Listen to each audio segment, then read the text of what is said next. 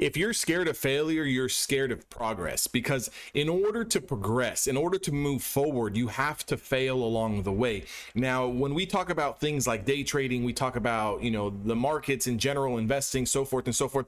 There's a level of risk that you have to be put on the table, that has to be put on the table, that you need to be comfortable with to start, right? So if you don't know the amount of risk that you're comfortable with yet, that's problem number one. However, a lot of people start to figure out, what is their risk tolerance? How much are they willing to risk per trade? And even so, already knowing how much they're willing to risk per trade, when they push those chips to the middle of the table and that trade goes against them and they end up losing money, okay, they can't handle it. They think that they're doing something wrong. They want to identify, well, why did this one specific trade not work?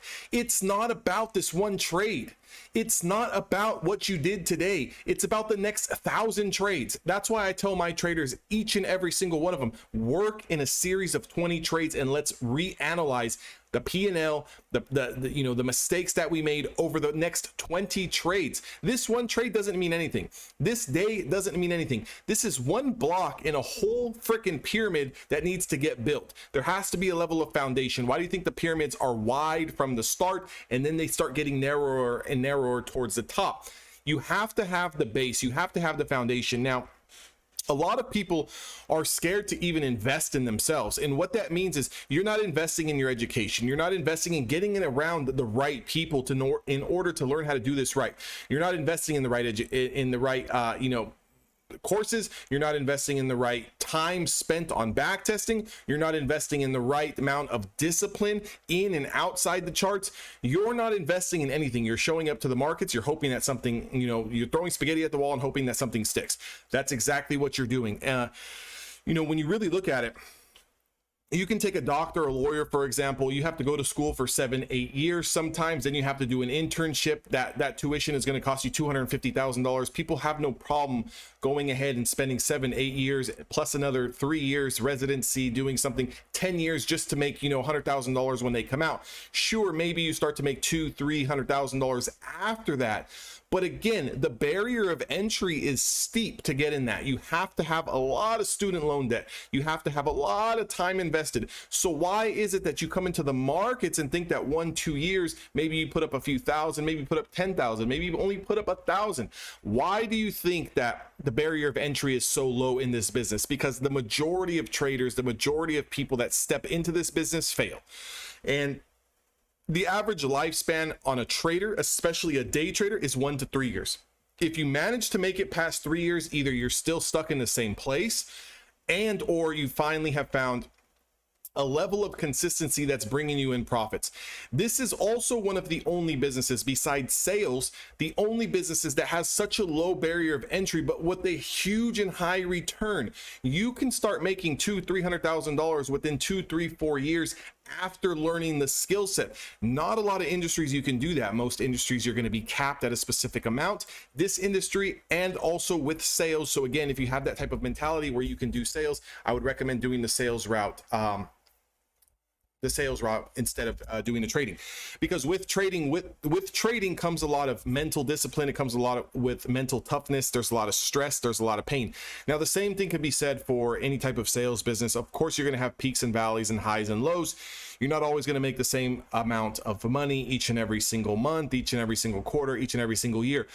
But as long as you're not scared to lose, as long as you're not scared to put your neck on the line, as long as you're not scared to make an investment, as long as you're not scared to fail, you will come out on the other side. And I don't know what else I can do to say to get it through your heads.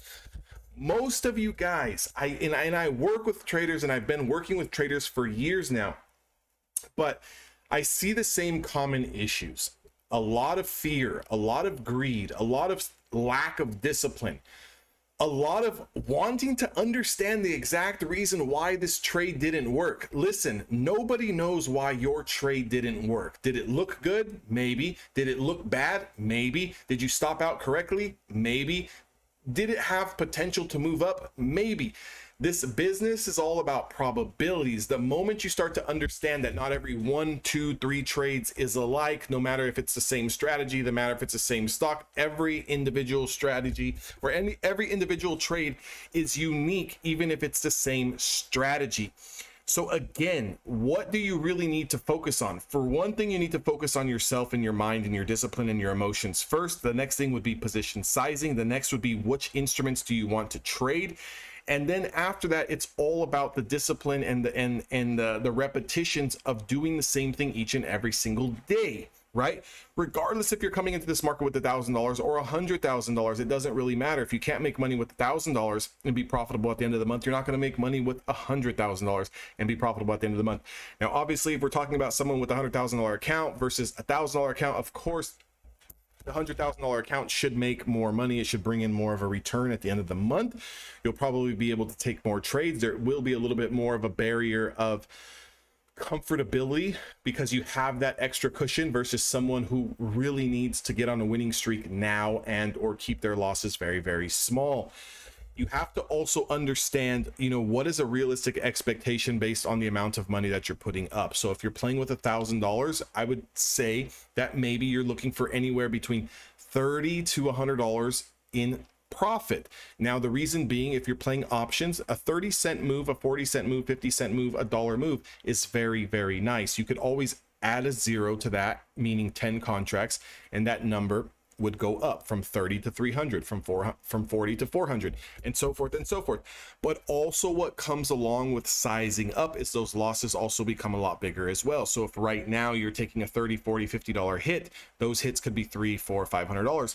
And if your account size is not really set up to handle those hits, you can't take too many losses before you're just out of the game.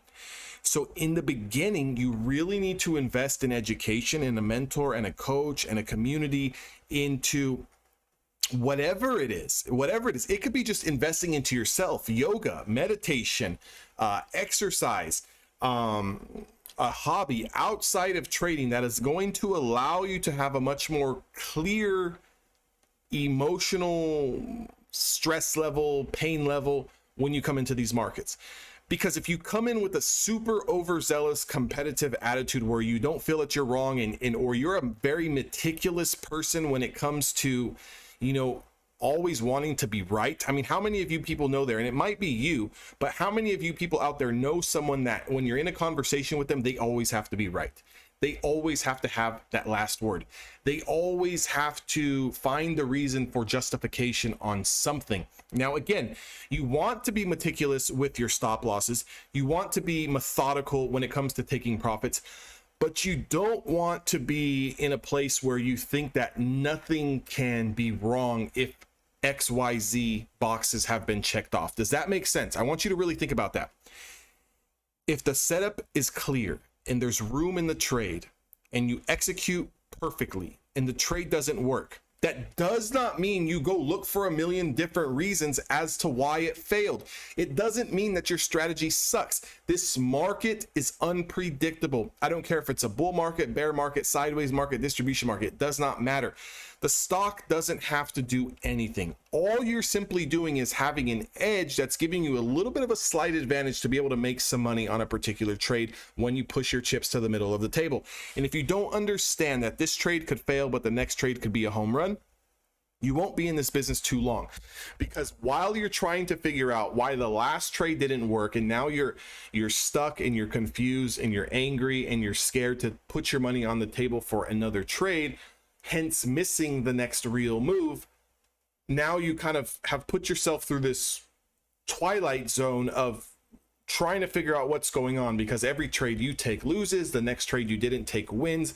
But realistically, when you look at the whole big picture, it's just one never ending wave. Okay, it's a never ending wave. You're going to have your ups and you're going to have your downs, and majority of the time you're going to be going sideways. Okay, so a lot of people don't really understand this, but the majority of trading, and I would say 40 to 60% of your P&L curve is going sideways, slightly up, slightly down. It's when the market gets hot or you get onto a hot streak because of a market cycle. The market cycle could last anywhere between a week or a month, sometimes 6 months, sometimes 2 days. But as you're going through this wave, little up, little down, as long as you're not going down, okay, you're going to hit those streaks where you start to go higher. And as you go higher is when you want to set that new threshold, is when you want to set that new bar. And even when you have a little bit of losses, you're still over that previous threshold, and it continues to go. Okay, so that's the simplest way that I can put it. The majority of you guys are scared of failure, right? You're so scared of failure that it's causing you to not progress forward. Okay, so the moment we can identify what exactly our problem is, and the moment we can stop over analyzing one or two particular trades that costed us money, is the moment you're going to start to have breakthrough. Yes, you're going to lose trades. Yes, you took a great trade and you lost. There's sometimes there's just no other answer than the market didn't do what it was supposed to do. And instead of sitting there and wondering and scratching your head and being down in the dumps about, oh, well, I lost $500 today. There's going to be another trade. There's going to be another day. There's going to be another cycle. And I don't understand why you expect to make six figures, multiple six figures a year trading in 6 months, in 3 months, today, this week, when it takes people 7 years minimum, 10 years average, 12, 15 years before they really start to make multiple six figures in very high level professions that are a lot more important than what we do here trading. Okay, we're not saving lives, and I've said this before. We're not helping people. We're not protecting anyone. This is a very selfish business. It's a very greedy business. Not everyone is cut out for this business, and you will learn that. Some people are just not cut out for trading. The idea of making a lot of money really, really quickly appeals to a lot of people, but mentally doesn't really match up with what they have going on internally. And that's not to say that anyone or everyone can't trade, because I believe that anyone who wants to trade can trade. But a lot of the times it's us as a human being dealing with something on the outside of trading that is preventing us from making money on the inside trading. Again, like I said, if you're a highly competitive person where you don't like to lose and you always like to be right, you like to have the final word in the argument, you like to have the final word in the conversation, if you feel like the conversation in a group of 6 people is flowing and you are being left out of the loop, and you're raising your voice or you're jumping in front of people to talk and be heard because you want your opinion to be heard and you want the attention on you, you probably have a tough time trading. If you come from a very competitive and athletic background and you're used to winning, where winning is everything and losing means you're nothing, you probably have a hard time trading.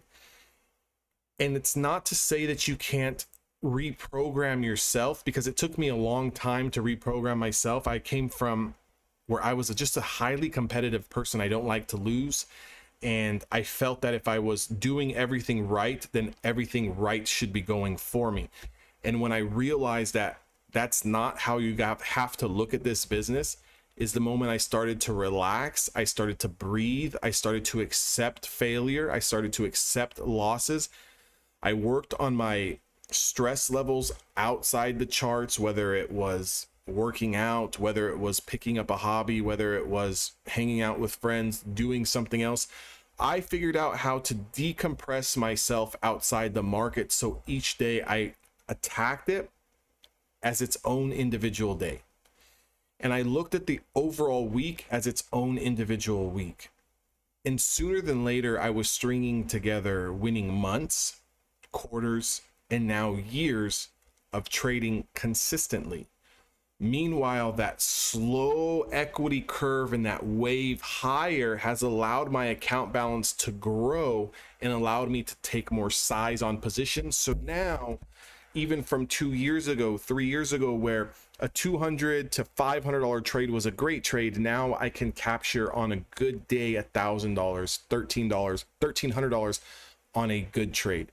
I can put together a winning day of $2,000 or even $3,000 on a great day, versus 2, 3, 4 years ago, maybe a great day was like $500 to $700.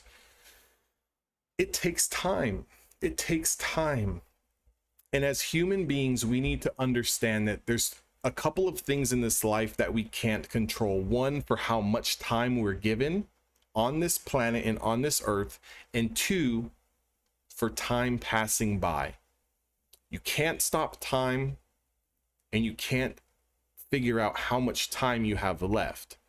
So the moment you realize that you're not in control of that, and the moment you realize that you're not in control of what happens after you get into the trade, even if it's the best looking trade and you waited all week for this one level to get confirmed, you have no control over what happens. The only thing we have control over is where we're going to take our profits and where we're going to take our losses. And the faster we can take our profits and the faster we can take our losses, the sooner we can move on to the next trade in this big body and cycle of work. Guys, if you want to work with me, I've been getting heavily into self-development when it comes to a trader's mindset, and also perfecting the strategy that I use on a day in and day out basis. I have courses, I have a community, I have one-on-one coaching calls that we can set up. It's a one-time lifetime fee. That link is down in the description box. If you guys want to take me up on that offer, I only offer 2 to 3 spots each and every single month. Today is currently the 3rd of October. So as soon as those 2 or 3 spots begin to fill up, I will stop talking about it in my videos. But again, I like to promote heavy in the beginning of the month and at the end of the month to make sure we lock in those new students who really want to try. And full disclaimer,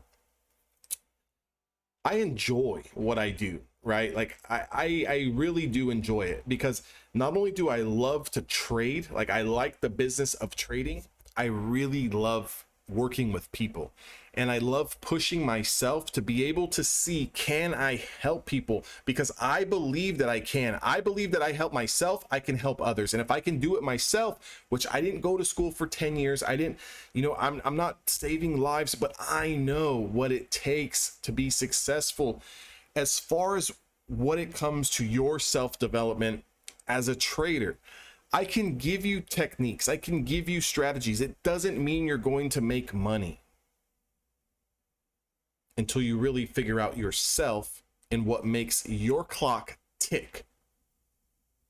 Because one person can be happy making $200 and they're happy and they stop trading for the day, while the next person in the same trade was not happy with $200, held the trade and drawdown, and is now down 1,000. 2 different types of people, 2 different types of mindsets. Which one are you, and how are you going to get better?